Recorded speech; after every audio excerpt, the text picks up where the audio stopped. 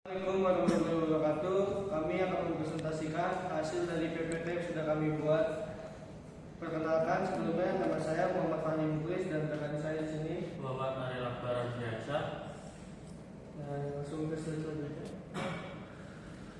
Untuk di PPT ini kami akan membahas dalam list of content yang ada di sini. Yang pertama itu ada intergranular corrosion, yang kedua ada mekanismenya terjadi intergranular corrosion, yang ketiga ada faktor penyebab intergranular corrosion, yang keempat ada material yang related terhadap IGC, yang kelima ada dampak dari IGC tersebut, yang keenam ada cara deteksi intergranular corrosion, yang ketujuh ada pencegahan intergranular corrosion, yang kelima ada degradasi akibat intergranular corrosion. Di sini merupakan definisi dari intergranular corrosion. Di sini ada ilustrasi gambar tersebut. Di sini dijelasin IGC, korosi yang terjadi di sepanjang batas butir grain boundary pada logam dan paduannya, terutama di material dengan komposisi yang tidak homogen. Pentingnya IGC atau pemahaman IGC penting untuk mencegah kegagalan struktural pada material yang banyak digunakan, terutama pada industri penerbangan, otomotif, dan pembangkit listrik. Di sini juga ada mekanisme intergranular corrosion. Proses IGC terjadi ketika batas kulit terdepresi atau terkonsentrasi unsur tertentu, membuatnya lebih rentan terhadap serangan korosi. Sensitization pada baja tahan karat terjadi karena pembentukan kromium karbida dalam kurung Cl23C6 di batas butir, mengurangi konsentrasi kromium di daerah ini dan menyebabkan kerentanan korosi. Faktor IGC. Faktor penyebab intergranular corrosion yang pertama ada suhu dan waktu pemanasan. Temperatur tinggi memicu sensitization terutama pada baja tahan karat austenitic, yaitu sekitar 450 sampai 850 derajat Celcius. Yang kedua ada komposisi kimia. Kandungan karbon tinggi dalam baja tahan karat mempermudah terbentuknya karbida kromium. Lalu ada yang ketiga lingkungan. Paparan lingkungan korosif seperti air laut atau larutan asam dapat mempercepat terjadinya IGC. Proses fabrikasi dan pengelasan, yaitu suhu tinggi saat pengelasan bisa menyebabkan sensitization di daerah HIS atau heat affected zone, sehingga batas butir di sekitar pengelas lebih rentan. Lalu tekanan dan deformasi mekanis. Proses pembentukan logam atau deformasi dapat menciptakan tekanan di atas butir yang membuat material lebih mudah mengalami IGC saat terpapar lingkungan korosif. Lalu ada juga jenis perlakuan panas atau heat treatment, yaitu lack of stabilization.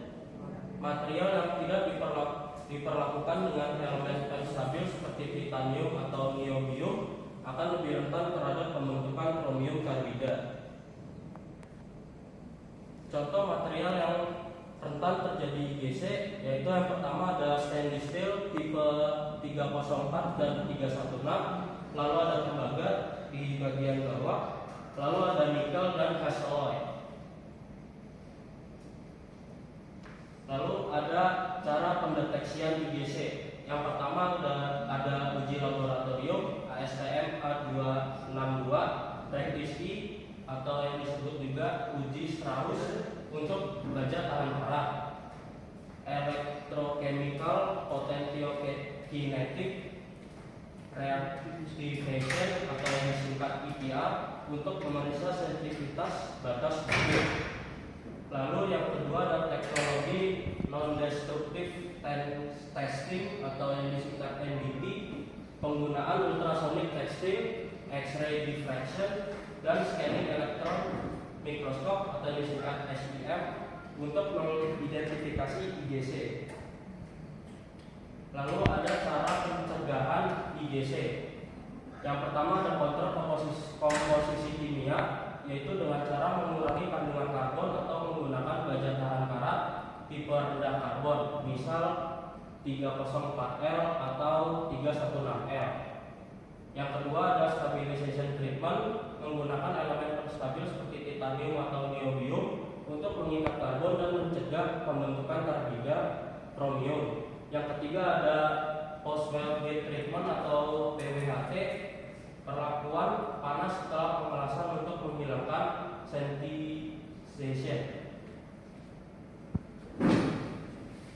Lalu masuk materi degradasi yang disebabkan IGC. Yang pertama ada penurunan kekuatan struktural.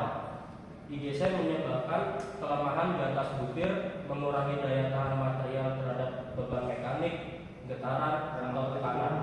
Hal ini meningkatkan risiko keretakan dan patahan, terutama dalam kondisi lingkungan ekstrim. Yang kedua ada kegagalan material di suhu tinggi. Di aplikasi industri seperti turbin, pembangkit listrik, dan pipa minyak dan gas, IGC bisa menyebabkan retakan pada suhu operasi tinggi sehingga mempercepat degradasi material dan mempersingkat masa pakainya. Yang ketiga ada korosi lanjutan di lingkungan korosif. Kerusakan akibat IGC mempermudah masuknya elemen-elemen agresif, misalnya klorida dalam lingkungan laut, sehingga korosi meluas dari batas butir ke seluruh permukaan material. Ini memicu korosi akar butir dan korosi pitting. Lalu yang ketiga ada kerugian ekonomis dan risiko keselamatan. IGC memaksa perusahaan untuk mengganti komponen atau melakukan perawatan intensif, yang berarti biaya operasional meningkat di sektor penerbangan, pembangkit listrik, atau minyak dan gas. Risiko kegagalan struktural akibat IGC bisa berbahaya bagi keselamatan publik dan lingkungan. Cukup sekian hasil presentasi dari kelompok kami. Kurang lebih mohon maaf. Kami itu wassalamualaikum warahmatullahi wabarakatuh.